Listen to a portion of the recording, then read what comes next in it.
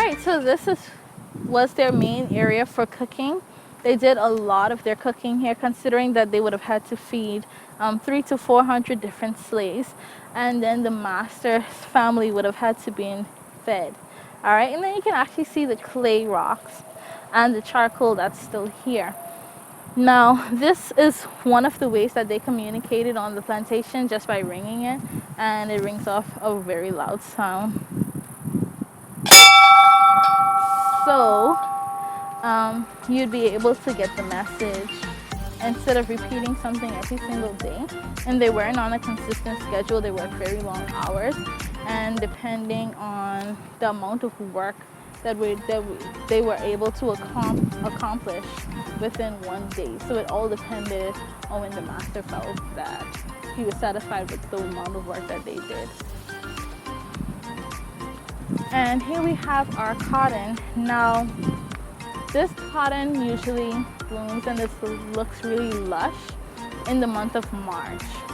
But now it faces things like the weather, poor soil quality, and just a lot of the things that they faced back in the day when the cotton plantation was up and running.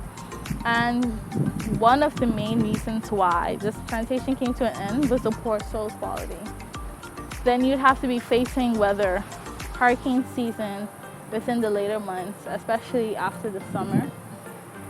Just generally the heat that's here. Right. It's pretty drying. And we have the boll weevil bug, which a lot of people know of, and the chenille worm.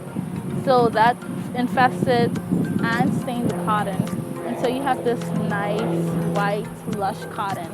And then you have these bugs that have just come and destroy it. And you can basically look at it now and tell that this is where they would have struggled with during this time of the year. And so they had to do a lot of harvesting and picking in long hours within March and early April.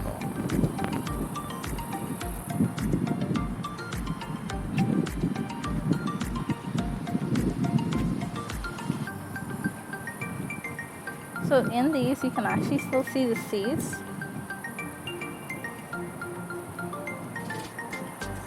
From time to time, because the boll weevil bug does still come around, you still have to worry about the cotton being stained, so it isn't a case where we can just up and start back with cotton. See, and then you just see different insects stuff in there.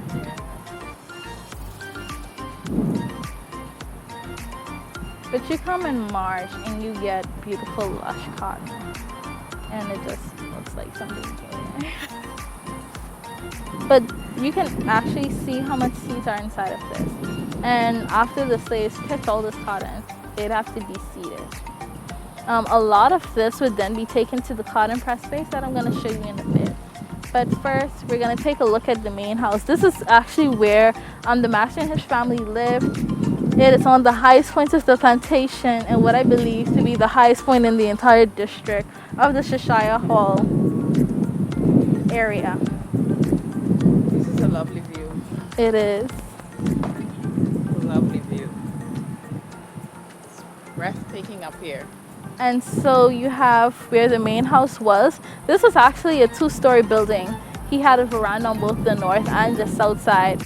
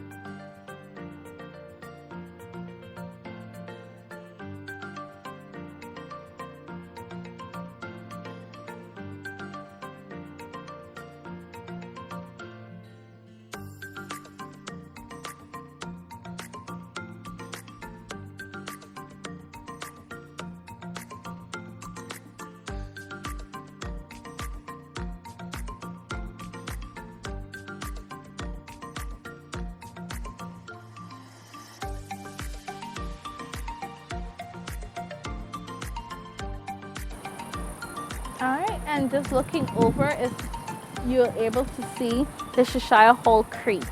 Now this is where the boats and the ships would have come in during that time period. Over there is actually a grounds for bird watching. You actually see hundreds, especially around this time, hundreds of birds of one specific species coming in. So you get a lot of mourning doves, a lot of cattle egrets, you see a lot of flamingos, and it's just like a very spectacular area, and it's very rich in wetlands and those sorts of things. So you get a very diverse system looking over. And Thomas Selk had this view, of course. And that's right out there Yes. where the water is.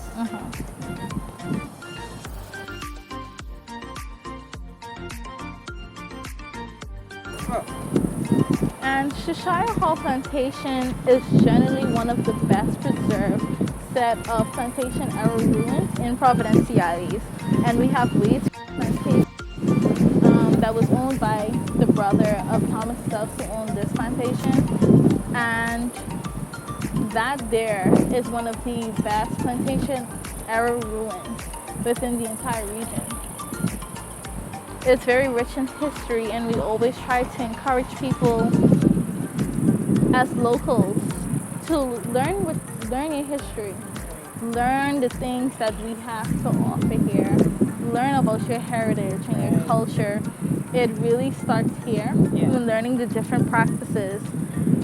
A lot of the people that you'd find on Providenciales, North and Middle Caicos, they would have been descendants of those that came from this plantation, the Gullah Geechee people.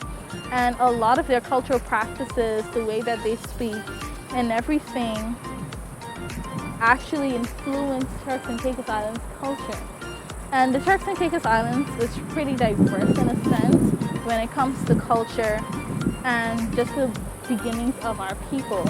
And so you have people of Providenciales, North and Middle Caicos with specific last names that you want to understand where it came from. And so Stubbs, which was the name of Thomas Stubbs, the plantation owner, a lot of the slaves would have gotten that last name and it would have been passed down after the